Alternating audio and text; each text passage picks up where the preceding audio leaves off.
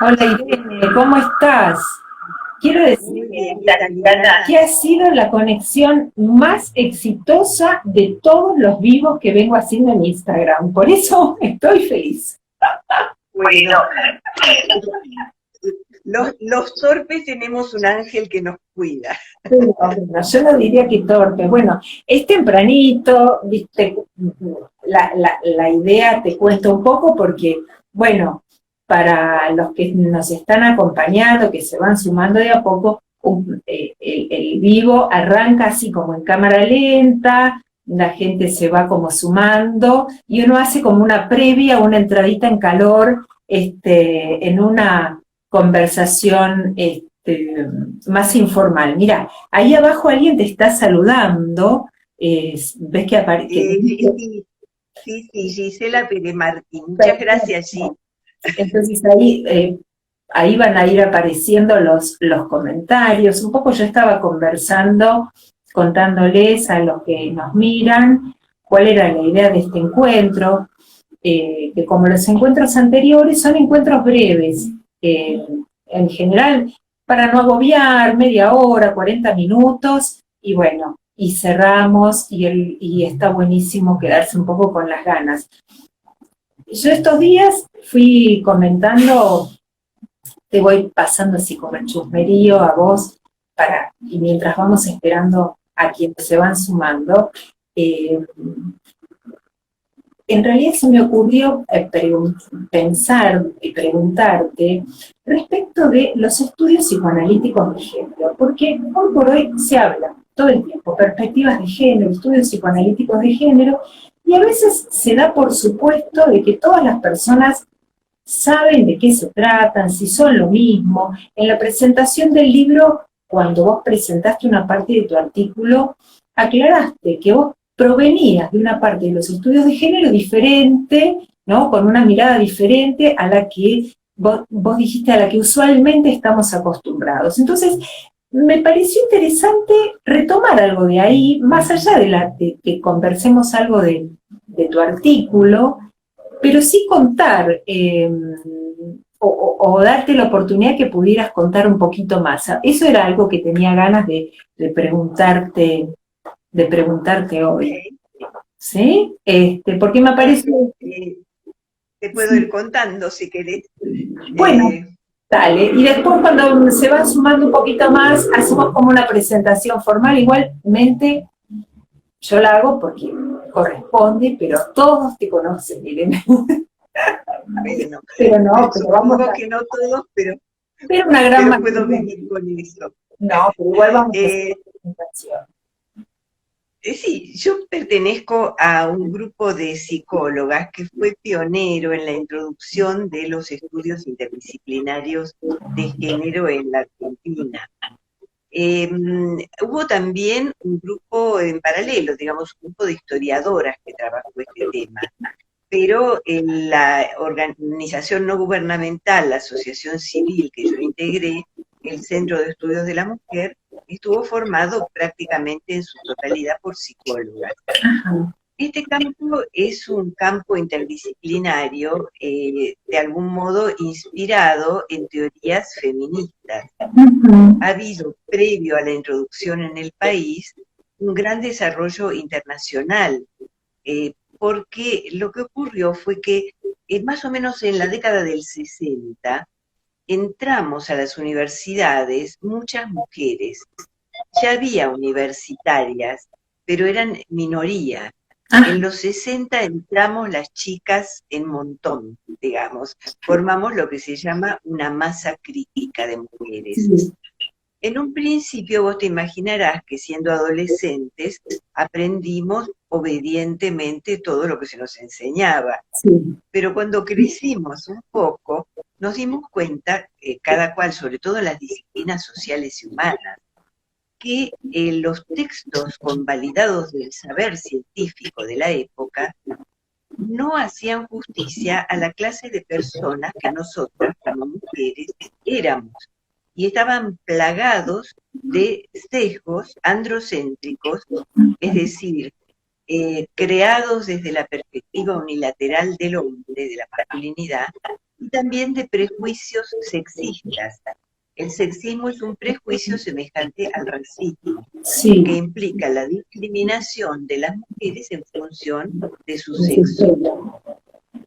Todas las disciplinas sociales y humanas han estado plagadas de estos sesgos porque han sido la obra no solamente de genios masculinos, digamos, sino que han expresado la visión propia de los hombres que han sido el género dominante a lo largo de la historia humana.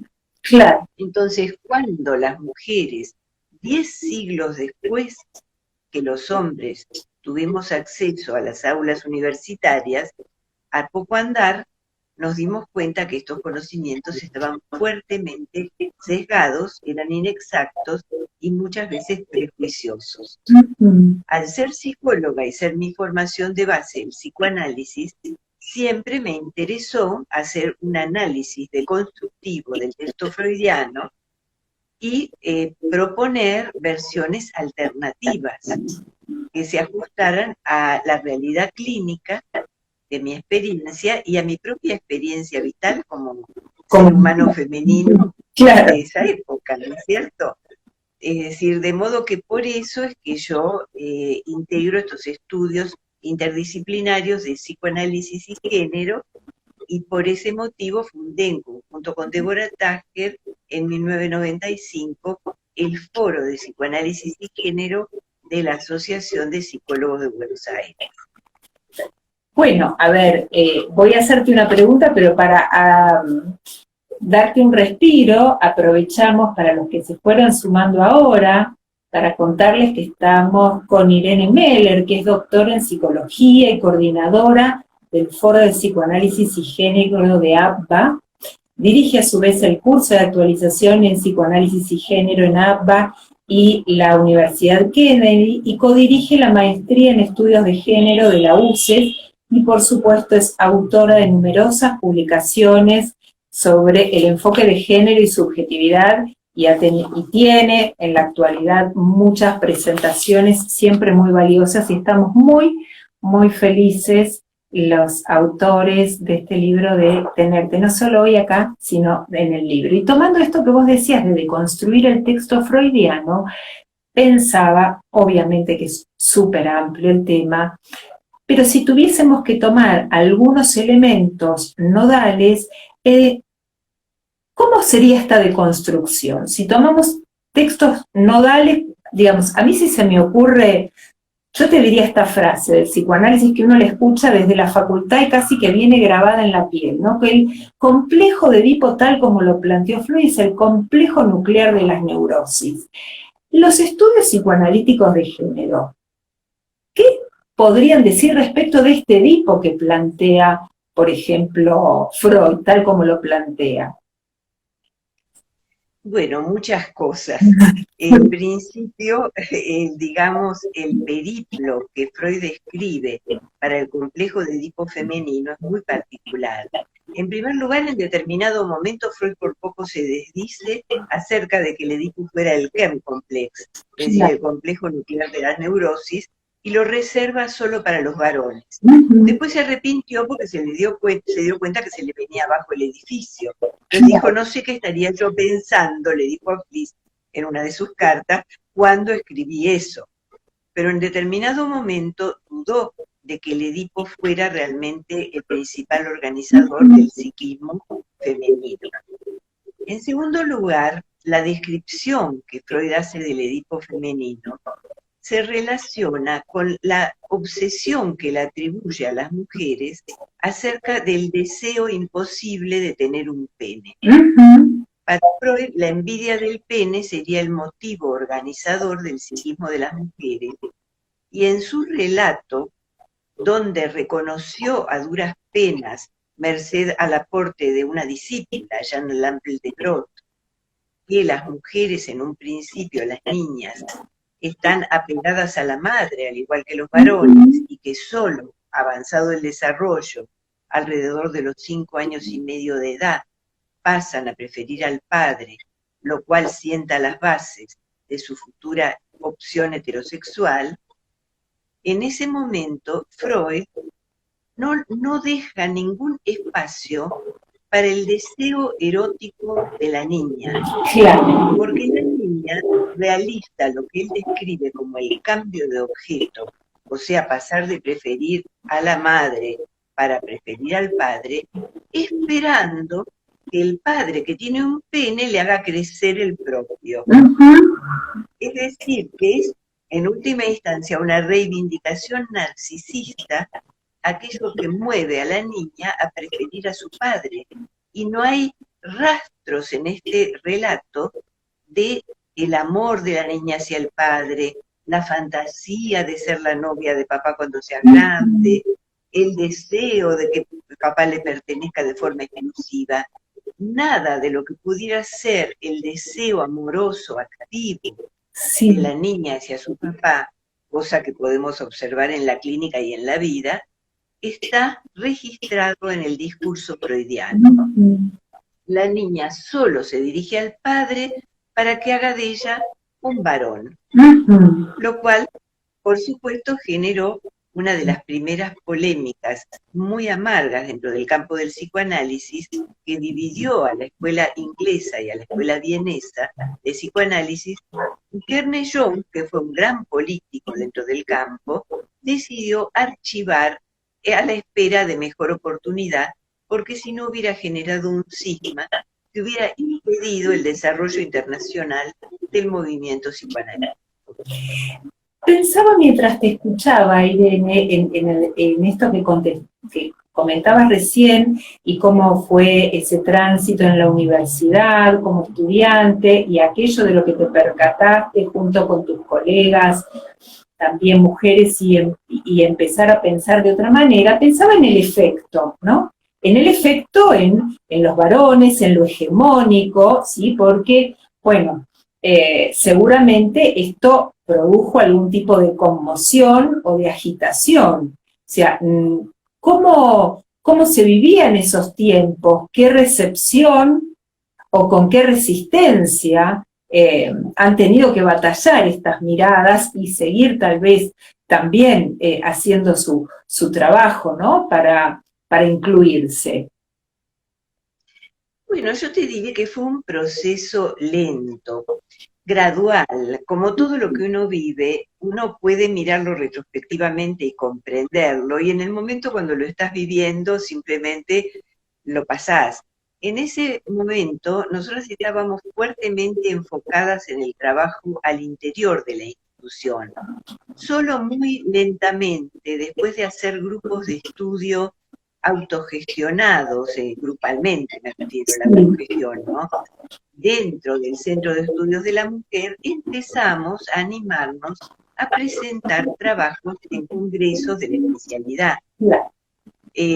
Mi primera experiencia como estudiante, como graduada joven, fue la de ir a los congresos, y en la época en que yo estudié éramos, ponele, 100 mujeres y 5 varones. Claro. Es decir, era una carrera fuertemente feminizada, pero los 5 varones estaban en los paneles, claro, y las 95 mujeres restantes éramos el público. Claro que sí. Y yo me acuerdo de haber pensado en aquel momento, ay, llegará algún día en que yo pueda pensar con la suficiente claridad como para exponer algo en un congreso, y de a poco, de forma insensible, eso se fue dando, y yo te diría que no hubo un proceso, como tal vez podríamos suponer, conflictivo, sí, o de terribles debates, o de impugnaciones, sino que lentamente fuimos presentando trabajos, produciendo, escribiendo, presentando, y los colegas de a poco lo fueron aceptando. Claro. Y si no lo compartían, por lo menos se dieron cuenta que allí había un trabajo respetable que no podían ignorar. Claro que sí. Bueno, ya estamos como en clima, un poco quiero ir entrando, estuve releyendo tu artículo, quiero retomar algunos párrafos, los voy a leer, algunas pequeñas cuestiones para que podamos conversar, también contarles a quienes nos acompañan un poco, bueno, por qué la invitación a que Irene Meller formara parte de este texto que es tan, tan diverso, ¿no? Este libro de autores diversos con miradas muy diversas. La intención era esta, era justamente proponer diversidad, diversidad en los pensamientos, y el otro día en una entrevista hablando con Nelson Ruiz, que tiene un canal de YouTube, que, bueno, a vos también te hizo una entrevista, Nelson, un poco yo comentaba que mi idea era que el libro fuese algo así como un viaje en tren, ¿no? Donde cada lectora y lector, cada artículo fuese una estación diferente, y que en la estación siguiente se encontrara con diferencias, con la oportunidad de debatir, de encontrar contradicciones, también puntos de encuentro, pero que fuese un viaje entretenido, digamos, con turbulencias, si ahora nos pasamos a un viaje en avión. Y bueno, y en ese sentido, digamos, tu artículo, que se denomina Los vínculos hoy, una lectura desde los estudios psicoanalíticos de género, trae, yo diría, turbulencias, vas mostrando momentos turbulentos como a lo largo de la historia, y yo voy a tomar en realidad frases para darte a vos la posibilidad de que hagas como el lazo conector entre estas frases. Una que es el proceso de individuación femenina. A mí la frase me llamó muchísimo la atención, ¿no? O el proceso de individuación femenina, y luego la creciente autonomía femenina habilitó el reconocimiento de los aspectos inequitativos de las uniones conyugales. Entonces pensaba, como para iniciar, ¿no? Tengo algunas cosas más para conversar con vos, pero ¿de qué manera se cruza este proceso de individuación femenina con esta autonomía que permitió justamente echó luz a que se vieran inequidades? ¿Por qué te parece que las inequidades quedaron expuestas justamente con la ganancia de autonomía de la mujer? Bueno, vos sabrás seguramente que el concepto de individuo, es decir, los individuos no siempre existieron. Freud en Moisés y la religión monoteísta plantea que tal vez Moisés fue uno de los primeros individuos de la humanidad. ¿Qué quiere decir con esto Freud? Que Moisés de algún modo se recortó de la masa, tuvo un pensamiento personal propio que le permitió liderar al pueblo judío, por ejemplo, en ese caso. Winnicott plantea también que solo los individuos han surgido cuando existió una ciencia unificada y una religión unificada con el monoteísmo. Esto lo plantea Winnicott en Realidad y Juego. Es decir, que durante mucho tiempo en la historia humana, las personas no fueron individuos, sino que fueron partes de un grupo, de una masa. Recién con el desarrollo y el progreso de la humanidad, se fue llegando a este proceso de individuación, que se acentuó fuertemente en la modernidad. Pero todavía las mujeres habían sido consideradas como, ¿cómo te diría?, como una extensión de los varones, como el varón era el que representaba la unidad familiar, es decir, el individuo era él.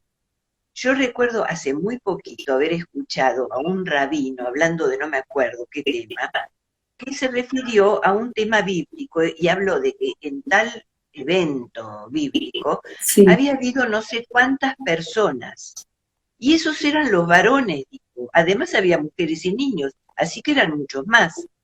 Claro. Es decir, que él contaba solo los varones, con sus mujeres y niños, ¿se entiende? Sí, sí, Es decir, formaban una masa, no eran individuos, es decir, había un varón con su esposa e hijos, pero eran uno, porque el que contaba era el varón. claro, y además el varón pertenecía a la comunidad de los varones y se regía por lo que el conjunto pensaba que era correcto. Ujú. Es decir, la comunidad ejercía también sobre los varones un control comunitario muy estricto. Claro, La idea posmoderna de que yo soy alguien diferente, especial, que tengo el derecho y hasta el privilegio de ser original, hubiera llevado a una muerte seguramente en la premodernidad. sí, Por lo que antes a uno lo mataban, ahora te felicitan. Es decir, en este momento se valoriza la individualidad, la originalidad, la especificidad del individuo. Y esa mentalidad colectiva es lo que permitió que las mujeres se diferenciaran de las familias. ujú. Yo en los 90 fui asesora del Consejo Nacional de la Mujer y yendo de visita para ver las oficinas mujer de la provincia de San Juan, me contaron que allí el voto femenino había llegado en 1928, Ajá. cosa que me sorprendió grandemente porque en la Argentina se instaló en términos generales en el 47 y se Sí, hizo efectivo en el 49.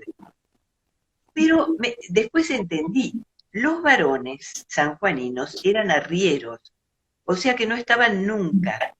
De modo que la mujer votaba, pero en representación de la claro, voluntad familiar, claro. y votaba de acuerdo a como le había indicado el marido antes de irse. ¿Se comprende? Sí, Es era, decir, hacía mandado.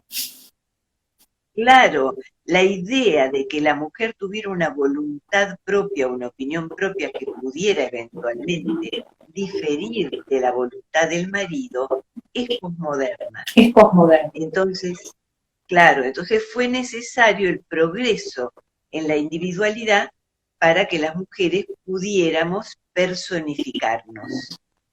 Ahora que vos tomás esto de la personificación, hablabas de, digamos, de cierta cuestión en relación al poder,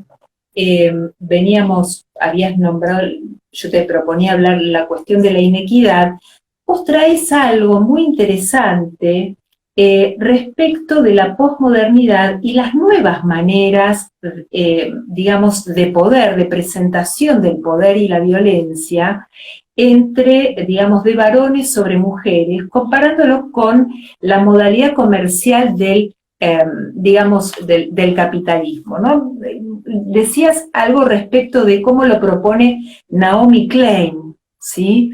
Y haciendo este cambio entre la dependencia económica y simbólica de la modernidad que ha tenido la mujer del varón a la modalidad posmoderna del ejercicio del poder de los capitales y ubicás que eso es una estrategia similar que podría verse en los varones, en los sectores dominantes, también en relación a la dominación masculina sin recurrir a la coerción y a la violencia. Me pareció una idea muy interesante y te quería proponer si la podíamos ampliar un poco, porque yo la ligaba con algo que ubicás en el artículo respecto de la diferencia entre el apego y el deseo, ¿no? Y pensaba si esta habilitación a este deseo nómade en el varón y también es una manera solapada en relación, si vos la pensás también como algo vinculado al poder, ¿no? Dejando a la mujer como más debilitada y más relacionada con la cuestión del apego, teniendo que tal vez soslayar o disimular o silenciar ciertos malestares. Pero bueno, eh, te, te lo propongo. ¿Cómo no? Digamos, todavía la violencia masculina que llama más la atención es la violencia espectacular, la Claro, violencia que implica agresión física y eventualmente los feminicidios, claro. denominados así por Marcela Lagarde, en tanto implican matar a una mujer por odio, por el hecho de que sea mujer. Es decir, es un crimen de odio hacia la feminidad. Esta es una tipificación que creó Marcela Lagarde, una antropóloga feminista mexicana, que lo instituyó, digamos, en la academia como un concepto, ¿sí? El de feminicidio. Pero lo que yo he encontrado son formas sutiles de ejercicio del poder masculino que son innovadoras, que todavía no son tan mayoritarias y que no llaman tanto la atención, pero que están causando un fuerte malestar entre las mujeres de la década que media entre los 35 y los 45 años. Yo me di cuenta de esto a partir de consultas que empecé a recibir, donde varias mujeres de esa edad me consultaban para ver qué pasaba con ellas, qué andaba mal con ellas, que no podían hacer una pareja estable. Como yo encontré, por supuesto, siempre que uno busca, encuentra, digamos, algunas dificultades personales que podíamos ir viendo, pero realmente no eran mujeres con serios problemas psíquicos, con patologías graves. Eran en general mujeres agraciadas, bonitas, universitarias, empleadas, es decir, que tenían una fuente de ingresos propio. Sí, autonomía. En muchos casos, dueñas de una vivienda y en algunos casos con movilidad propia.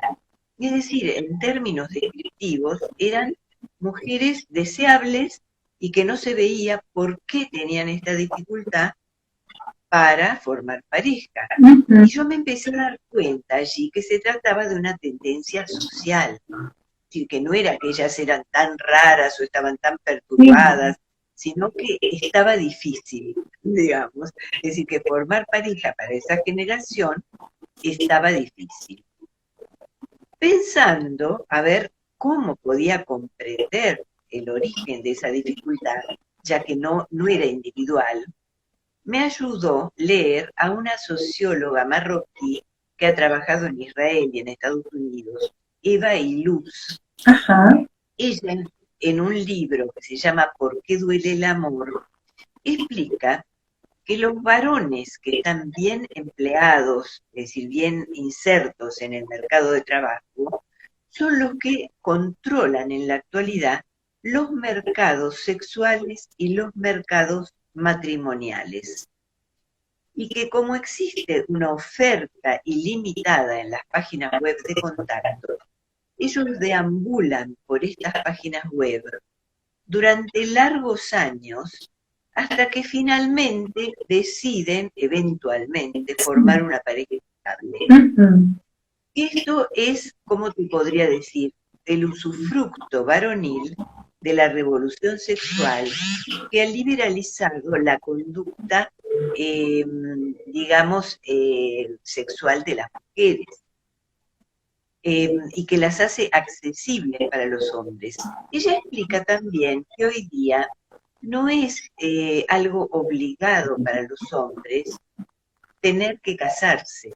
Que un hombre puede permanecer soltero sin que eso implique un desprestigio, un demérito, cosa que en tiempos premodernos sí ocurría. Claro. Y entonces, en función de eso, los varones deambulan mucho tiempo en el mercado sexual y solo ingresan, si es que ingresan al mercado matrimonial, en edad avanzada. Yo he visto últimamente uniones conyugales con varones de 50 años. Claro. La primera. Pero con mujeres mucho más jóvenes. Exactamente, porque haciendo usufructo del privilegio patriarcal que les permite unirse a mujeres de cohortes mucho menores, pueden procrear en esa edad sin ninguna dificultad. Claro. Entonces, eso es lo que ha dado origen a una tendencia social incipiente, pero sobre la cual ya hay bastantes estudios europeos, españoles sobre todo he leído yo, pero posiblemente haya también en otros países, que sobre las madres solas por elección. Es decir, estas mismas mujeres de clase media, sin grandes problemas, independientes, al ver que no pueden formar pareja, están comenzando a crear su propia familia, ya sea adoptando a título individual, comprando gametos o continuando un embarazo casual. Ahora, discúlpame, me parece muy interesante esto que vos, digamos, lo dijiste con mucha claridad, pero me parece que es interesante poder subrayarlo, también lo tomás en el capítulo del libro, que me parece que la cuestión que vos vas marcando es que no es que las mujeres deciden tener hijos solas por un desprecio al varón o porque no han tenido un deseo o un anhelo de armar una pareja tradicional. Vos, digamos, lo planteas un poco digamos, en el capítulo como efecto de tus investigaciones, sino que son mujeres que han tenido la ilusión, el deseo o el anhelo de armar una familia con un compañero y a partir de allí tener hijos, pero el paso del tiempo no se dio y por una cuestión de biología, de edad, bueno, avanzan con el deseo de maternidad porque, bueno, el deseo, digamos, la posibilidad del proyecto de pareja, de compañero, no se logra, ¿no? Entonces es una cuestión de elección de ser madre sola, pero, bueno, con esta previa, ¿no? No es que dejan de lado al varón, sino que hubo un anhelo que se frustra y, bueno, y se avanza con una parte del deseo, ¿verdad? Así es, tanto es así que yo prefiero denominarlas más que madres solas por elección, sí, que es una de las denominaciones que circulan, madres solas por resignación. Por resignación. Es decir, claro, es decir, dentro de las mujeres que yo entrevisté, podría decirte que tal vez una de ellas o dos con buena voluntad podrían encuadrarse dentro de la categoría de mujeres autosuficientes que han preferido prescindir del concurso de un varón. El resto expresó claramente su dolor ante no haber podido hacer una pareja y la frase más frecuentemente reiterada era: al menos yo no me quiero perder la maternidad. Es decir, que el proyecto de pareja estaba en sus vidas, no lo lograron concretar y viendo pasar el tiempo, optaron por ser madres a título individual con la fantasía de que tal vez más adelante, así como hay mujeres divorciadas que se vuelven a casar, ellas pudieran formar una pareja con un hombre que se uniera a ellas y a la criatura que habían tenido por cuenta propia. Claro.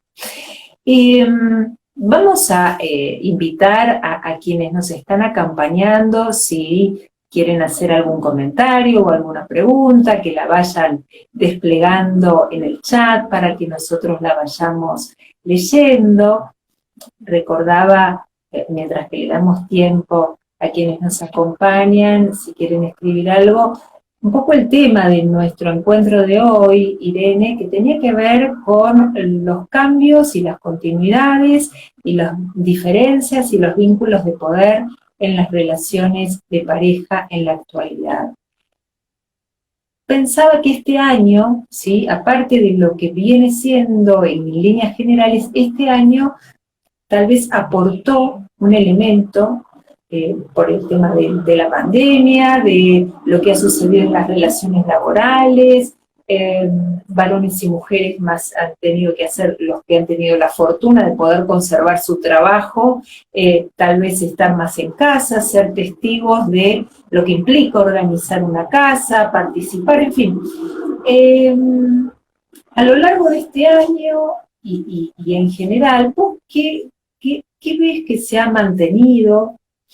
¿En qué hay resistencia al cambio? Hay mucho terreno ganado, pero hay puntos de resistencia. ¿Cómo te parece que se establecen las relaciones de poder en este momento?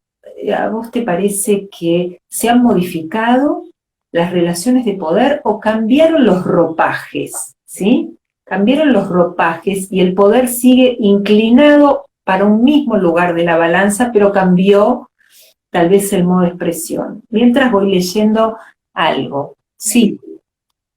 Yo te contesto y vos lo vas leyendo. Yo voy a tomar nota, por eso por un ratito no te miro, no te ofendas, así luego... Perfecto, no hay problema. No,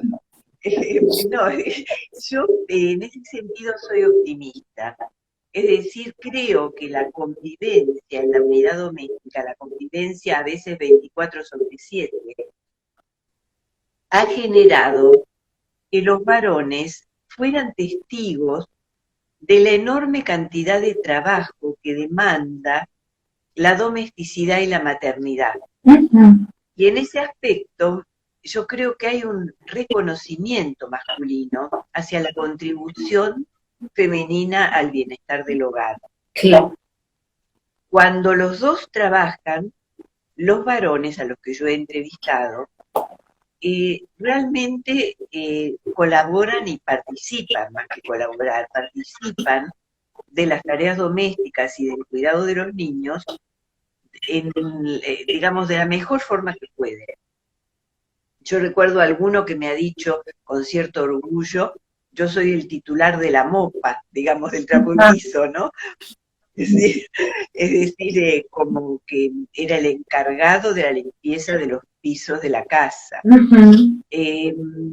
Digamos, y aún en aquellos casos en que la mujer, por el tipo de tarea que tenía, estuvo inactiva durante la pandemia, porque hay ocupaciones que debieron discontinuarse. Sí. En esos casos funcionó la estricta división sexual del trabajo tradicional, porque la mujer no estaba trabajando, pero se ocupaba de la limpieza, la comida y el cuidado de los niños. Pero aún en esos casos he registrado comentarios de los varones sumamente elogiosos respecto del enorme valor que para ellos tenía la contribución femenina. Y me acuerdo de algunos que me dijo, yo puedo trabajar gracias a que mi mujer se ocupa de todo lo de la casa y de los chicos. Es decir, que creo que en ese sentido la convivencia obligada que en muchos hogares generó el aislamiento domiciliario favoreció un progreso en esos sectores hacia la paridad entre los géneros. Claro, porque ha permitido también visibilizar un trabajo que es diario, necesario, pero que en general, salvo que sea remunerado, y aunque es remunerado en algunos casos, tampoco se ve del todo y se valora del todo, que es la tarea de doméstica, la tarea de la crianza, ¿sí? Que es algo que uno diría 24 horas sin feriados, sin vacaciones, ¿no? Como es una actividad que hay que hacer permanentemente. Entonces es muy interesante porque efectivamente, como vos decís, este tiempo de aislamiento ha permitido que se observara que hay algo que se hace, a veces que se hace a diario y que es lo que permite el sostenimiento de muchas otras estructuras familiares. Voy a leer algunas cositas que han ingresado aquí al chat. Dame un segundo. Dice, ¿qué opina de la dificultad adicional que tenemos las mujeres de estar viviendo este tiempo e intentando tener un compañero? Es un desgaste emocional. Y la otra pregunta es, ¿qué pensás de la cosificación de los vínculos en las redes actuales? Calculo que se refiere a las redes actuales sociales, internet, bueno, Instagram y demás. Bueno, yo he descrito que las mujeres de la generación que hoy día es joven, digamos, no adolescentes, sino, como decía, entre 35 y 45 años, es decir, adultas, relativamente jóvenes, de la edad mediana, es la generación que ha cambiado el sofoco de la dominación que padecieron las madres por el escalofrío de la soledad. Es decir, la nueva forma de dominio masculino es la soledad que el repliegue varonil impone a esta generación de mujeres. Es decir, porque las mujeres deambulan por las redes sociales y por las páginas web, porque hoy día el acceso a la sexualidad es parte de los derechos humanos. Sí. Entonces ya las mujeres no inhiben el deseo erótico. Pero lo que mayormente encuentran, aunque no siempre sea así, por supuesto, pero es muy frecuente que encuentren varones con una tendencia a los contactos fugaces y con una reticencia al compromiso. Y las mujeres no entran a la web con la misma disposición que lo hacen los varones. Las mujeres entran siempre o casi siempre con la esperanza de encontrar un vínculo humano. Y si ese vínculo humano pudiera prosperar, establecer una relación de pareja. Y eso es lo que hoy día resulta tan difícil. Claro, vos decías en una parte del texto, sí, así te tomas un respiro, de que estamos haciendo trabajar un montón para el inicio de la semana. No. Y aparte en esta altura del año, que uno ya con el año que hemos tenido, diciembre, está como tratando de bajar un poquito. Pero en relación a esto, recordaba esta parte del texto donde decís que lo que hoy en día escasea es la posibilidad de apego, ¿no? Una motivación importante de las conductas humanas. El deseo es por definición nómade y se nutre de la novedad, mientras que el apego requiere de la reiteración y la seguridad, ¿no? Y pensaba en esto que traía, ¿no? Como efectivamente yo también veo en la clínica mujeres jóvenes, pero adultas, de 30 y tantos, que circulan por aplicaciones como Happn, Tinder, y hay algunas más, todas muy similar, pero se va cambiando, es interesante porque se va cambiando de aplicación con la ilusión de que tal vez en la aplicación siguiente, ¿no?, se encuentra entre todos los varones algún varón que tenga el deseo de apegarse, de armar un vínculo más allá de un momento divertido, fugaz, ¿no? Y esto, digamos, vos, esta diferencia, ¿no? ¿A qué se la adjudicas? Es decir, porque vos traes las cuestiones de los discursos sociales, de lo que le ha habilitado el discurso y el sistema a los varones más que a las mujeres. Pero, ¿pensás que hay algo más? ¿Que hay algo pensás que existe algo vinculado, es polémico lo que te voy a preguntar, vinculado a la condición de la feminidad que tenga que ver con eso? ¿O pensás que es posible una deconstrucción total?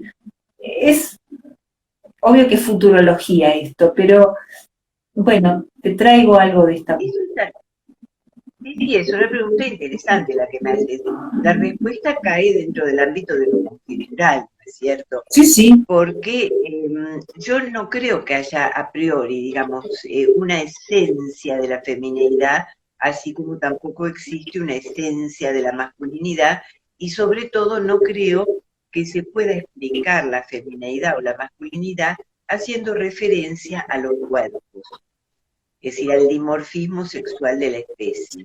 Sí creo que existe un sedimento cultural de miles de años de historia, y las mujeres hemos sido asignadas a la familia y a la reproducción siempre, digamos, recién empezamos a ingresar en la arena pública a mediados del siglo XX. Es decir, ha habido, por supuesto, intentos, digamos, previos, pero han sido muy minoritarios y fueron rápidamente sofocados.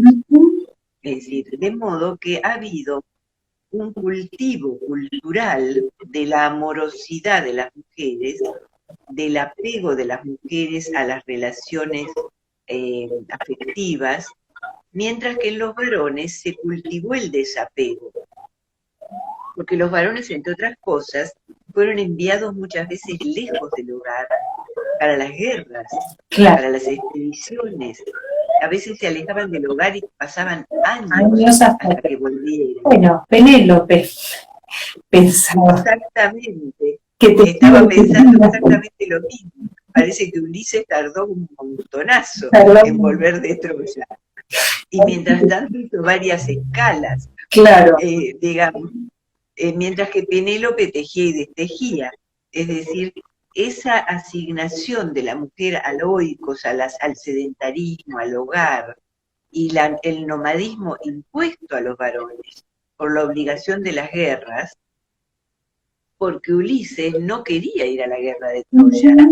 Heinz Kopput relata cómo Ulises, para no ir a la guerra de Troya, se hizo el loco. Claro. Entonces, cuando lo vinieron a buscar, Agamenón, Menelao y todos los príncipes que iban a la guerra, él se puso un sombrero raro y empezó a arar su campo y a sembrar sal, sí, para hacerse el loco. Pero para ver que era un engaño, no me acuerdo cuál de los príncipes, tiró delante del arado a Telémaco, que era bebé. Y ahí Ulises desvió el arado y no le pasó por encima a su hijo. Y ahí se dieron cuenta que se estaba haciendo el chiflado, pero que no que estaba lo que quería era, claro, y ahí lo obligaron a ir a la guerra de Troya. a la guerra. Es decir, claro, de modo que los varones no querían ir a las guerras, eran obligados por la presión social. Entonces los varones tienen una larga historia cultural de sofocación del apego y de exacerbación de la agresividad para enfrentar a otros varones en las guerras y de exacerbación de la sexualidad como única recompensa por arriesgar la vida.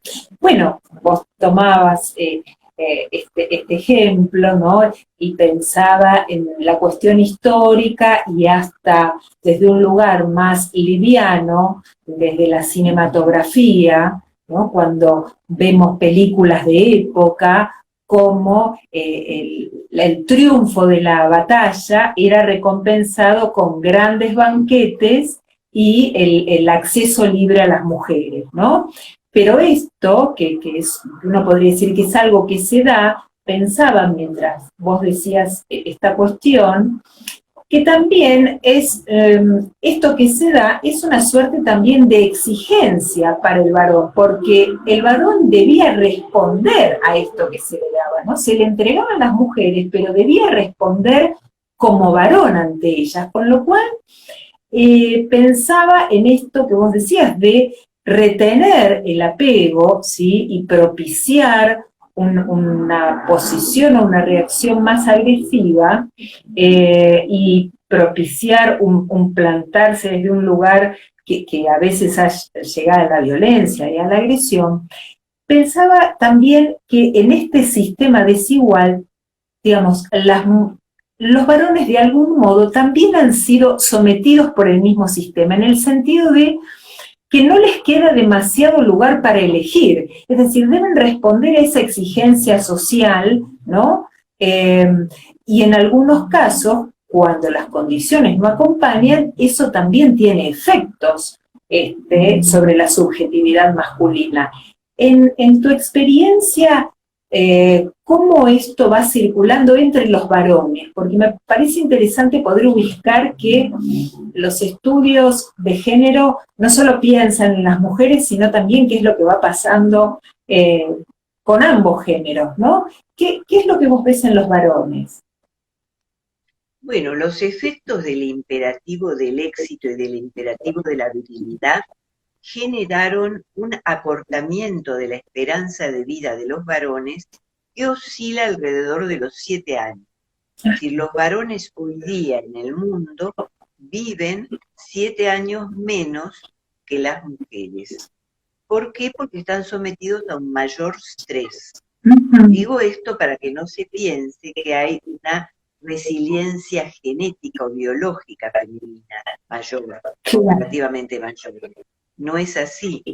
En la premodernidad, las mujeres morían mucho más en la juventud debido a la elevada morbimortalidad materna. Cuando eso se superó, porque bajó la multiparidad y porque mejoraron los avances médicos, las mujeres hoy día vivimos un promedio de 7 años más que los varones. Claro. Es decir, que los varones pagan la exigencia a la que están sometidos con un acortamiento de su esperanza de vida. Justamente aquellos que son más obedientes al imperativo de la masculinidad son los que mueren antes. Claro. Qué interesante. Y eso ha generado que en la década del 80 empezaran a surgir en todo el mundo movimientos de varones inspirados en el feminismo. Hay redes internacionales de varones que buscan una deconstrucción de la masculinidad.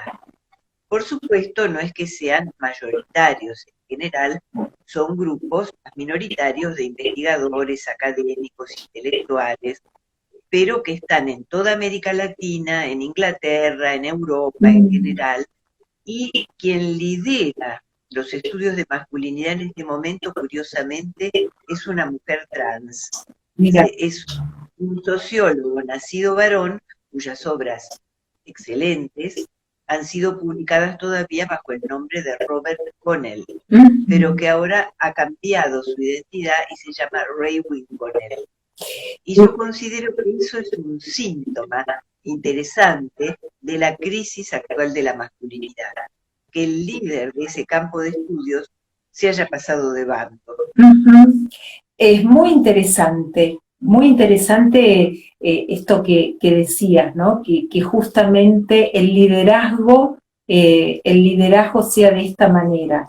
Creo que de a poco me parece que lo rico de esto es la posibilidad de poner los instituidos en interrogación, en ponerlos en movimiento a partir de la pregunta y del cuestionamiento. Me parece que tal vez esa es, más allá del resultado, que siempre es bienvenido, pero creo que poner en movimiento y en interrogación es lo que hace que podamos revisar de a poco en pequeñas prácticas, ¿no? En esas prácticas cotidianas que a veces se dan como instituidas y poder revisarlas nuevamente a la luz de esta mirada.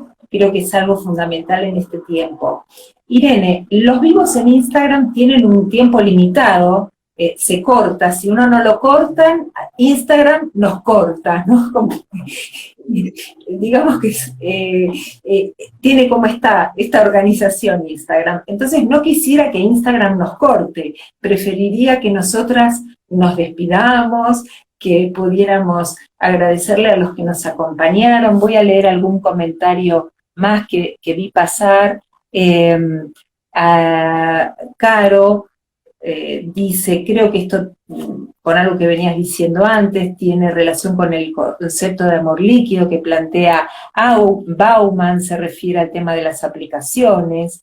Abel Zanotto decía, dicen que los hombres suelen ser evanescentes, escurridizos. Una colega que frecuenta estas redes los define como histéricos. Bueno, algunos comentarios que fueron apareciendo. Antes de que Instagram nos corte, Irene, yo te quiero agradecer enormemente que te hayas tomado el tiempo para que pudiéramos conversar. Por supuesto, decirte que es un lujo tenerte en el libro. Aprovecho para desearte a vos feliz fin de año. Ojalá que tengas un descanso en las vacaciones y también anunciar que con este encuentro de hoy vamos a dar por finalizados estos vivos de los lunes de este ciclo que inició en octubre, noviembre, que se llama Dialogando y que va a seguir el año que viene, pero este año con vos cerramos este ciclo del Dialogando para retomar el año próximo. Muy bien, yo agradezco mucho la invitación y retirémonos con dignidad. Exactamente, retirémonos con dignidad, por eso voy a tocar la crucecita que está arriba, que es la crucecita que nos va a hacer desaparecer por arte de magia. Por eso saludamos a los que nos acompañan, gracias, y bueno, con este de hoy cerramos, y sí, en el canal están disponibles todas las entrevistas anteriores, por eso las pueden visitar. Gracias, Irene, nuevamente, y hasta la próxima. ¡Feliz año para todos!